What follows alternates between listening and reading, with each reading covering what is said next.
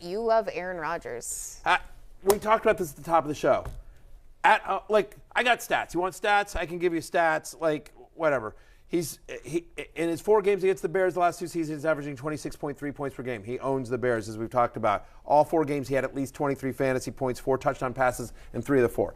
So I can give you stats, but I'm going to give you some emotion here. Yes. He's Aaron freaking Rodgers.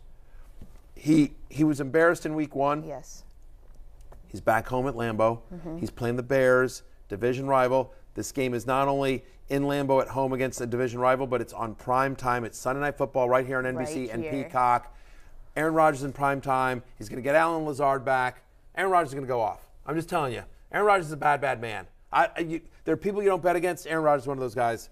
Give me Aaron Rodgers. Oh, he Aaron is a spite list guy for sure. 100%. Yeah. Oh, Aaron Rodgers. He takes the names, and he is going to come out pretty hard. Yes. I'm just curious, like, at what point do we – I mean, we're worried about the wide receivers, of course, but, like, at what point do we see how much Davante Adams' presence is missed, right? Like, we saw week 1, but, like, how long is the leash? But you didn't – I mean, what do you mean, how long is the leash? For who? Like, for how many fantasy weeks? managers? Yeah, like how many weeks we go where we're like, hey. I don't like to make a major move and benching Aaron Rodgers. I mean, again, it depends. No bunching of Aaron Rodgers. Right. No.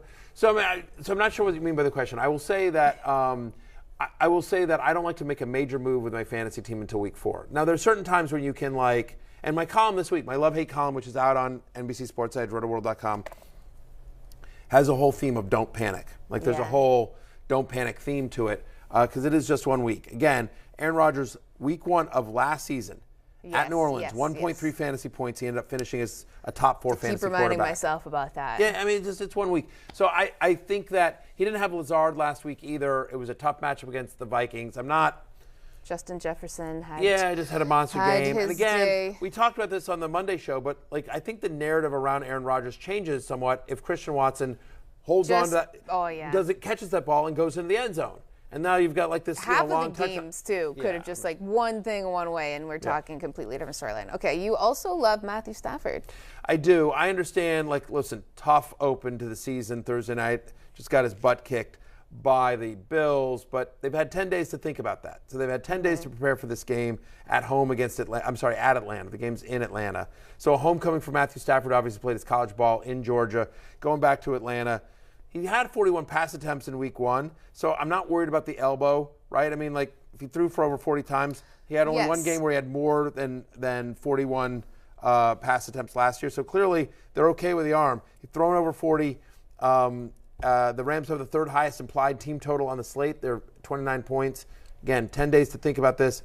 Against the Falcons, Jameis Winston, who is not as good as Matthew Stafford, went 13 for 16, 219 yards, and 2 touchdowns in just the 4th quarter last week against the Falcons as they collapsed and crushed Jay Croucher's bets.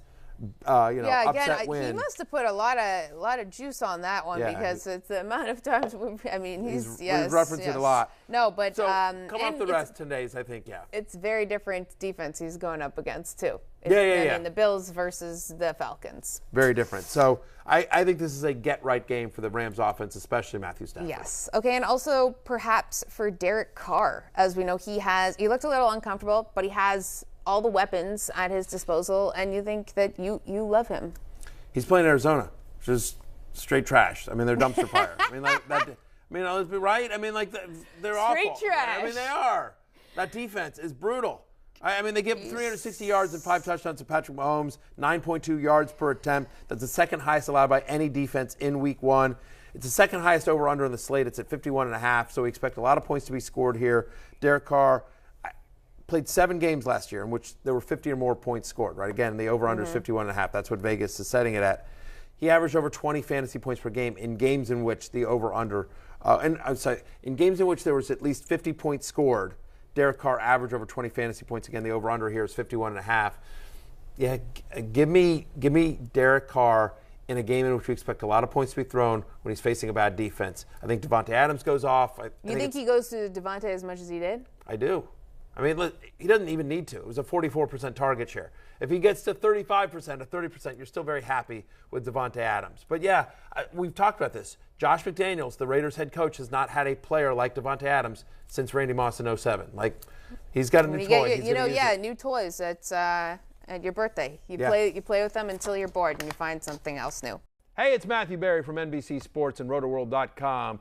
Just want to thank you so much for watching what you just watched, or at least being too lazy to click out of it after the autoplay just kept it going. So either way, thank you so much for just letting it scroll by your screen. And now I'd like to ask you respectfully, okay? Respectfully, please subscribe to the NFL on NBC YouTube channel for the latest NFL news, fantasy headlines from RotoWorld, and betting analysis from NBC Sports Edge.